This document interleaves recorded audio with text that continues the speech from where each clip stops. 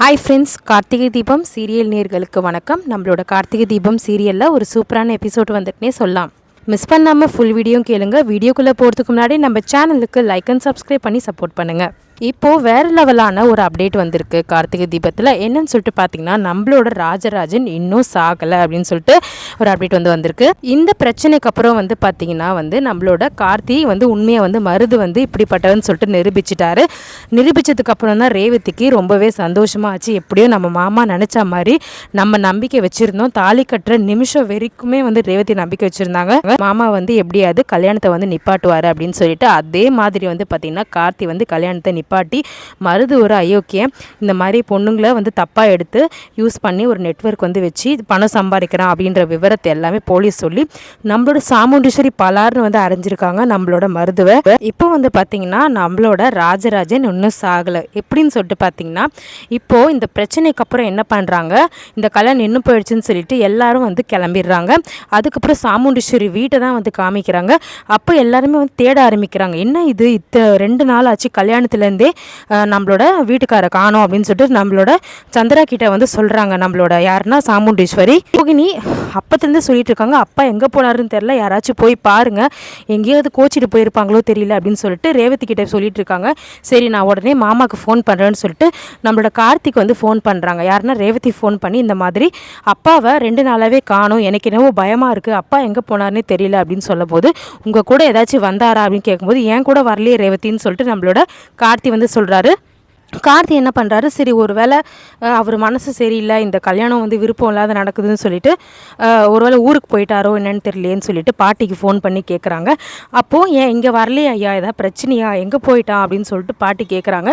இல்லை பாட்டி காணும்னு சொல்லிட்டு ஃபோன் பண்ணாங்க. அதனால தான் பாட்டி பார்த்துட்டுமா, என்னது காணம்மா, என்னப்பா சொல்கிற, உடனே தேடி கண்டுபிடிப்பான், அவன் இங்கே வரவே இல்லையே அப்படின்ற மாதிரி பாட்டி சொல்கிறாங்க. ராஜனை பார்த்தீங்கன்னா ஹாஸ்பிட்டலில் சேர்த்துருக்காங்க. யாருன்னா மண்டபத்தில் இருக்கிறவங்க வழக்கம் போல் பார்த்தீங்கன்னா ஃபுல்லாக க்ளீன் பண்ணிவிட்டு ரெடி பண்ணுவாங்க இல்லையா, வேறு ஒரு ஆள் இந்த மண்டபத்தை அட்டன் பண்ணுறதுக்கு. அவங்க என்ன பண்ணுறாங்க, ரூமெல்லாம் க்ளீன் பண்ணும்போது பெட்ஷீட்டை பார்க்குறாங்க. அங்கே வேலை செய்கிற ஆட்கள் பார்த்துட்டு இந்த மாதிரி என்ன இது, ஏதோ பெட்ஷீட்டால் போர்வையில் போற்றி வச்சுருக்காங்க, எதாவது மருந்து விட்டுட்டாங்களான்னு பார்த்தா பயங்கரமாக நம்மளோட ராஜராஜன் மூச்சு மட்டும் இருக்குது. ஆனால் இந்த கொலை பண்ணிவிட்டு மருந்து போட்டு வச்சுருக்காரு. அதை பார்த்ததும் என்ன பண்ணுறாங்கன்னா மண்டபத்துக்காரர் என்ன பண்ணுறாங்க, போலீஸ்க்கு ஃபோன் பண்ணுறாங்க. ஃபோன் பண்ணிவிட்டு இந்த மாதிரி விஷயத்தையும் சொல்லி இப்போது நம்மளோட சாமுண்டீஸ்வரிக்கு விஷயம் தெரிஞ்சிருக்கு. மண்டபத்தாலும் ஃபோன் பண்ணி சொல்லி போலீஸும் சொல்லி ஹாஸ்பிட்டலுக்கு கிளம்பி வந்துட்டுருக்காங்க. இப்போது ஹாஸ்பிட்டலில் ரொம்பவே சீரியஸான கண்டிஷனில் இருக்கார். யாருன்னு பார்த்தீங்கன்னா நம்மளோட ராஜராஜன்.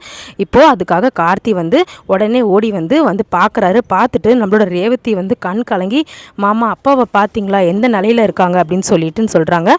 ரொம்பவே வருத்தப்படுறாரு நம்மளோட கார்த்தி. இப்போ நம்மளோட மயில் வாகனம் எல்லாம் உங்கள் அம்மாவால் தான் ரோகிணி, பார்த்தியா மாமாவோட நிலைமையை, எவனவனையோ கூட்டிகிட்டு உள்ளே விட்டதுனால தான் இப்படி ஒரு நிலைமை, மாமா பொறுக்க முடியாமல் அவனை அந்த கத்தி வாங்குற விஷயம் தான் எனக்கு தெரிஞ்சு நினைக்கிறேன் அப்படின்னு சொல்லிட்டு சொல்லும்போது கார்த்திக் கேட்குறாரு, என்ன கத்தி வாங்கின விஷயம்னு சொல்லிட்டு கார்த்திக் கேட்கும்போது, இல்லைப்பா அந்த மருது பையனை கோவத்தில் என்ன பண்ணார்னா இந்த கல்யாணம் எனக்கு என் பொண்ணு மாப்பிள்ளையும் ஒன்று சேரணும், என்னால் பொறுக்க முடியல, ஒரு அப்பாவாக நான் ஏதாச்சும் பண்ணணும்னு சொல்லிட்டு போய் கத்தி வாங்கிட்டு வந்தார். அப்போ நான் கேட்டேன், என்ன மாமா இந்த அளவுக்கு நீங்கள் இறங்கிட்டீங்களான்னு கேட்கும்போது அவர் என்ன சொன்னார்னா, என்னால் பொறுப்பதான் நான் சொன்னேன், இதெல்லாம் வேண்டாம் அப்படின்னு சொல்லிட்டு. அப்போது ஒரு வேளை இந்த வாக்குவாதத்தில் அந்த மருது பையன் தான் இந்த வேலையை பண்ணியிருக்கணும்னு நினைக்கிறேன், மாமாவுக்கு மட்டும் எதனா ஆகட்டும், அவனை என்ன பண்ணுறேன்னு பாரு அப்படின்னு சொல்லும் போது, இதுக்கும் சேர்த்து அவனை தூக்கு தண்டனை தான் கொடுக்கணும், எத்தனை வேலையை பார்த்துருக்கான், இப்படிப்பட்ட அயோக்கனை அத்தை மருமகனை எடுத்துன்னு வர நினச்சிருக்காங்க பாரு, அவன்லாம் வீட்டில் வச்சிருந்ததே டேஞ்சராக இருந்திருக்கும் போல இருக்கு அப்படின்னு சொல்லிட்டு. இப்போ அத்தை உங்கள் மாப்பிள்ளை லட்சணத்தை பார்த்தீங்களா, எனக்கு நல்லா புரிஞ்சுக்கோங்க அத்தை, சகலையை தவிர மீதி யாருமே இந்த குடும்பத்துக்கு நல்லதாகவே நினைக்க மாட்டாங்க அப்படின்ற மாதிரி சொல்கிறாங்க. வழி இல்லாமல் எதுவுமே சொல்லாமல் அழுதுட்டு இருக்காங்க. இப்போது நம்மளோட ராஜராஜன் உயிரோடு இருக்காரு, ஆனால் சீரியஸான கண்டிஷனில் இருக்க மாதிரி தான் காமிக்கிறாங்க. ஸோ இதுக்கப்புறம் நம்ம சாமுண்டீஸ்வரி கார்த்தியை ஏற்றுப்பாங்களா இல்லையான்றது தெரியல. ஸோ இன்னொரு விஷயம் என்னென்னா, ஒருத்தர் கமெண்ட் பண்ணியிருந்தார், நம்மளோட ராஜராஜன் இறந்தா கதையே வராது, அப்புறமேட்டு பார்த்திங்கன்னா அந்த கும்பாபிஷேகம் கூட நடக்காது அப்படின்னு சொல்லிட்டு, அதனால தான் கண்டிப்பாக ராஜராஜன் உயிரோடு இருக்கிற மாதிரி தான் அப்டேட் வந்திருக்கு. ஸோ நம்ம நெக்ஸ்ட் என்ன நடக்கும்னு சொல்லிட்டு நெக்ஸ்ட் அப்டேட்டில் நம்ம வீடியோவில் பார்க்கலாம். நம்மளோட சேனலை தொடர்ந்து வாட்ச் பண்ண நினைக்கிறீங்களா, சேனல் சப்ஸ்கிரைப் பண்ணிக்கோங்க.